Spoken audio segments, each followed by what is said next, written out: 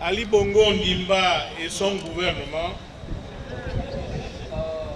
dans le projet de loi de finances 2019, ils ont décidé de s'acharner sur les travailleurs et sur le peuple. Parce qu'il n'y a pas que les travailleurs qui sont concernés. Il y a le peuple également. C'est tous les concitoyens.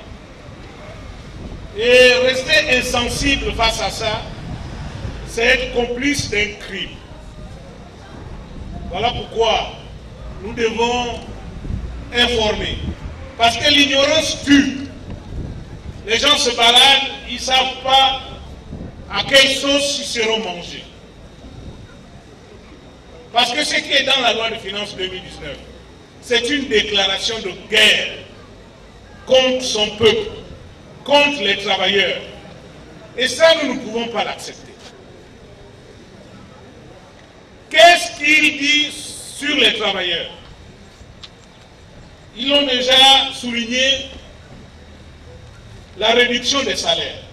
Les gens ne se rendent pas compte que les salaires à la fonction publique statutaire varient à peu près, enfin, au maximum, c'est 2 200 000 statutaires. Et pour la plupart, c'est les enseignants du supérieur qui l'ont. Est-ce qu'ils sont même ici? Parce que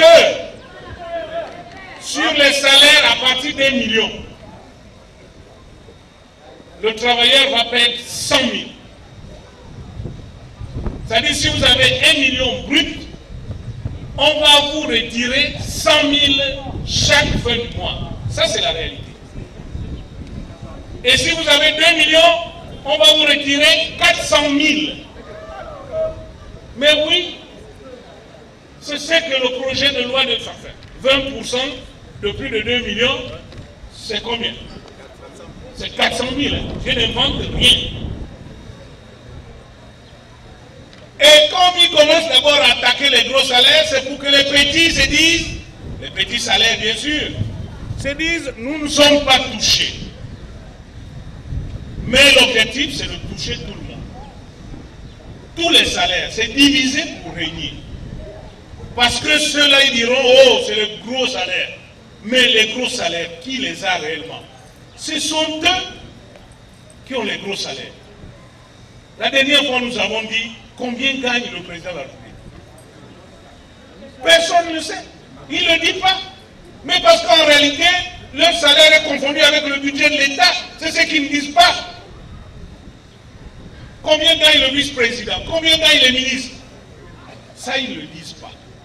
Mais nous, qui n'avons qu'un salaire, ils veulent nous frapper, alors que eux, ils ont les salaires statutaires, ils ont les primes et ils ont les fonds de souveraineté ou fonds politiques. Donc quand on touche un peu le salaire statutaire, ils se rabattent sur leurs primes ou sur leurs fonds politiques. Nous avons également la suppression des avancements. Bon, tout est bloqué depuis 3 ans, vous le savez. Dans le secteur santé, il n'y aura plus de primes de risque. Et oui, c'est supprimé. La prime de risque. Et là, ça ne dit rien. Nous avons parlé également des rappels. Ceux qui croisent les doigts en disant l'État me doit 10 millions de rappels, 15 millions. C'est faux, ils veulent annuler tous les rappels. Alors, quelle différence il y a entre la dette que l'État a vis-à-vis des entreprises et la dette que l'État a vis-à-vis des travailleurs? Est-ce que ce n'est pas une dette? C'est la même dette parce qu'on doit payer le service fait. L'entreprise a fait un service, l'État doit. L'État se tracasse pour payer l'entreprise. Mais le travailleur qui a fait aussi son service, et l'État ne veut pas le payer, mais nous sommes là, attentistes. Nous avons, il l'a dit, la baisse de 50% jusqu'à 100% de l'indemnité de services rendus. Au privé, oui. Nous avons nos camarades du privé. Les indemnités de services rendus seront dorénavant taxées.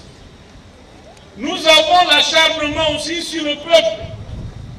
Parce que quand on augmente l'électricité, Parce que nous sommes incapables de payer Averda.